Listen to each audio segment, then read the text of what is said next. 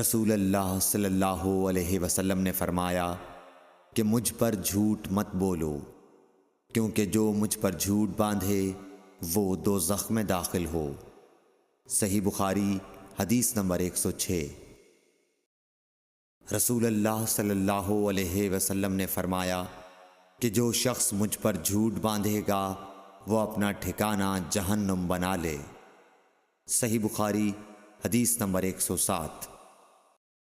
نبی اکرم صلی اللہ علیہ وسلم نے فرمایا کہ جو شخص مجھ پر جان بوجھ کر جھوٹ باندھے تو وہ اپنا ٹھکانہ جہنم میں بنا لے۔ صحیح بخاری حدیث نمبر 108۔